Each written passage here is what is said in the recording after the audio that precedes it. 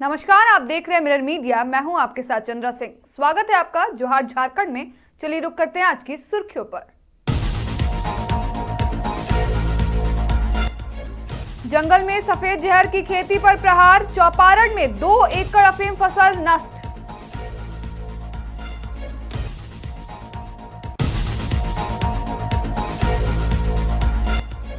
आजसू का बड़ा कुनबा, सुदेश महतो की मौजूदगी में कई नेताओं ने थामा दामन।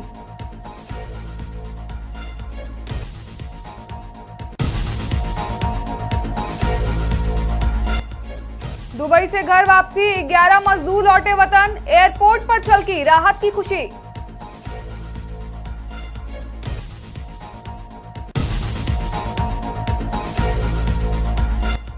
मैदान में उतरी दोस्ती, बोकारो में पुलिस पब्लिक मैत्री फुटबॉल का आगाज।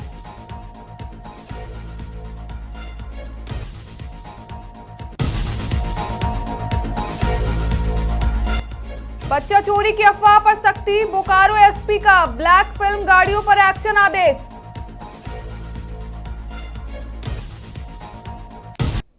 अब खबरें विस्तार से। रांची स्थित आजसू पार्टी मुख्यालय में सदस्यता कार्यक्रम आयोजित किया गया, जहां विभिन्न संगठनों और दलों से जुड़े कई सक्रिय नेताओं और कार्यकर्ताओं ने आजसू का दामन थामा। पार्टी सुप्रीमो सुदेश महतो की मौजूदगी में सभी नए सदस्यों का स्वागत किया गया। सुदेश महतो ने कहा कि आने वाले 2-3 वर्षों तक पार्टी संघर्ष के रास्ते पर चलेगी और राज्य में सकारात्मक व रचनात्मक राजनीति को मजबूत करेगी। उन्होंने नए और क्रिएटिव बताते हुए भरोसा जताया कि वे झारखंड को बेहतर राजनीतिक दिशा देने में अहम भूमिका निभाएंगे।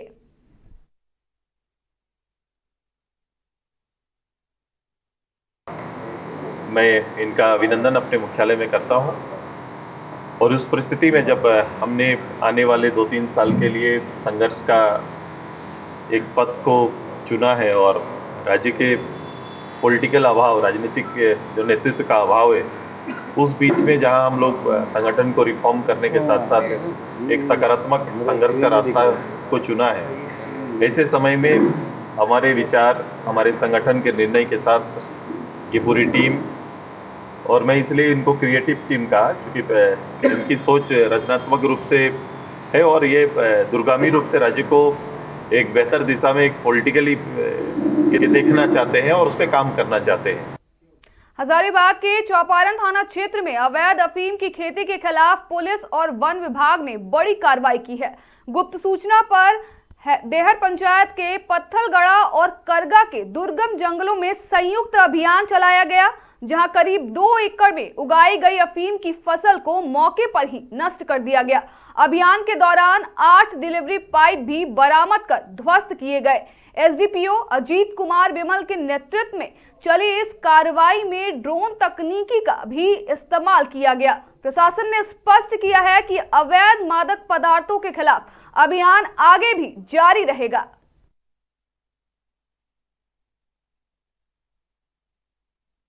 दुबई में फंसे झारखंड के 14 प्रवासी मजदूरों में से 11 की बुधवार सकुशल वतन वापसी हो गई। महीनों से वेतन नहीं मिलने और कठिन परिस्थितियों में काम करने को मजबूर मजदूरों के चेहरों पर देश लौटते ही राहत साफ नजर आई। कोलकाता एयरपोर्ट पर समाजसेवी सिकंदर अली ने उन्हें रिसीव किया, जहां से वे अपने अपने घरों के लिए रवाना हुए। मजदूरों का आरोप है कि कंपनी ने तय मजदूरी नहीं दी और अतिरिक्त काम कराया। सरकार के हस्तक्षेप के बाद उनकी वापसी संभव हो सकी। शेष मजदूरों को लाने के प्रयास फिलहाल जारी है।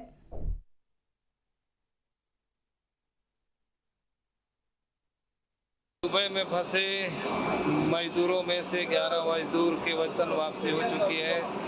मैं इसके लिए राज्य एवं केंद्र सरकार को धन्यवाद देना चाहता हूं, जिन्होंने इन मजदूरों की सकुशल। बोकारो के नावाडी पिलपिलो स्थित तारकेश्वर महतो फुटबॉल मैदान में 3 दिवसीय फुटबॉल पब्लिक मैत्री फुटबॉल प्रतियोगिता का भव्य शुभारंभ हुआ। बोकारो पुलिस और आदर्श ग्राम विकास सेवा समिति के संयुक्त तत्वाधान में आयोजित इस प्रतियोगिता का उद्देश्य पुलिस और आम जन के बीच आपसी विश्वास और सौहार्द को मजबूत करना है। कार्यक्रम का उद्घाटन बीडीओ प्रशांत कुमार हेब्रम, थाना प्रभारी नीतीश कुमार और अन्य अतिथियों ने दीप प्रज्वलित कर किया।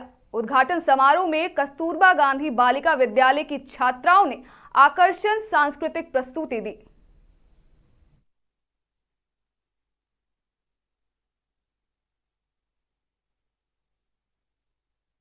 संपर्क किया था अपने टीम के साथ, सम्मानित डीजीपी तदासा मिश्रा जी के साथ। तो उनका एक आश्वासन मिला हम लोग को कि जब हम बोकारो जिला में एसपी थे उस समय बोकारो की स्थिति और विशेष करके ऊपर घाट जहाँ कार्यक्रम हो रही है, एक दयनीय स्थिति था जहाँ लोग को आना जाना, लोगों के साथ मिलना जुलना काफ़ी दुर्लभ परिस्थिति था और काफ़ी उग्रवाद प्रभावित था, जिसके चलते लोगों को काफ़ी परेशानी दिक्कत हो रही थी। और ऐसी परिस्थिति में सम्मानित तदासा मिश्रा जी का जो रोल रहा था इस क्षेत्र के लिए उग्रवाद को समाप्त करने के लिए, और उनके द्वारा उनके नेतृत्व में जो कार्यक्रम की गई काफ़ी सराहनीय है। और आज के दिन में पूरे ऊपर घाट और बोकारो जिला शांतिपूर्वक, ग्रामीण सुदूर क्षेत्र के लोग भी शांतिपूर्वक अमन चैन से जीवन गुजर बसर कर रहे हैं। इसी का नवाड़ी के ऊपर घाट में 3 दिवसीय पुलिस पब्लिक मैत्री संभावना मैच का आयोजन किया गया है। यह पुलिस और पब्लिक के बीच में एक बेहतर रिलेशनशिप को डेवलप करने के लिए, कम्युनिकेशन गैप को समाप्त करने के लिए यह किया गया है। और यह क्षेत्र हमेशा से एक सुदूरवर्ती क्षेत्र रहा है और यहाँ पर मैडम का भी कार्य क्षेत्र रहा है। तो यह मैच के दौरान हम लोग पुलिस और पब्लिक के बीच में एक बेहतर रिलेशन को देखेंगे। बोकारो एसपी कार्यालय सभागार में मासिक अपराध गोष्ठी आयोजित की गई, जिसकी अध्यक्षता एसपी हरविंदर सिंह ने की। बैठक में सभी डीएसपी, इंस्पेक्टर और थाना प्रभारी मौजूद रहे।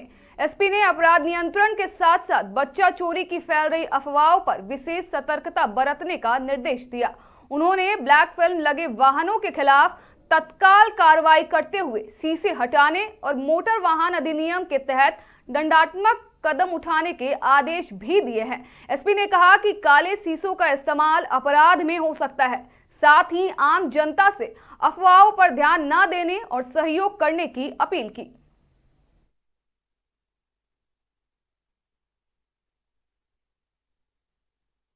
To law and order and crime investigation, उस पर काफ़ी डिटेल में चर्चा हुई है। जो इम्पोर्टेंट मुद्दे अभी चल रहे हैं, जैसे कि आप जान रहे हैं कि हमने पहले भी आपको ब्रीफ किया, कुछ लोग जो है रूमर फैलाने की कोशिश कर रहे हैं महिलाओं की सुरक्षा को लेकर। उस संदर्भ में भी सभी को जो है सजग कराया गया है कि क्या क्या उसमें प्रिकॉशंस लेना है, कैसे किन मामलों को एक्टिवली डील करना है, और जो है अपना पक्ष जो है पुलिस का जो सत्य है, जो पब्लिक को, ताकि वो भ्रम ना फैले, उसके रिगार्डिंग जो है फैक्ट से अवगत कराना बहुत जरूरी है। इसके अलावा जैसा कि आप देख रहे हैं पिछले कुछ दिनों में काले शीशों पर पुलिस कार्रवाई कर रही है, ताकि लोगों में एक जो है एक जो कुछ डर कुछ लोग क्रिएट कर रहे हैं, कुछ मिसक्रिएंट्स, वो ना हो। और साथ ही एक कोई अगर अपराधी उसका मिसयूज करने का प्रयास करता है तो वो ना हो। तो इसीलिए जो है हम ब्लैक फिल्म्स।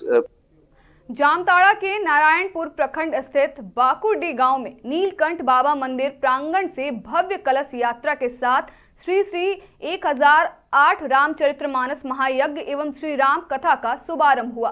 बुधवार को आयोजित इस यात्रा में आसपास के दर्जनों गांवों से बड़ी संख्या में श्रद्धालु शामिल हुए।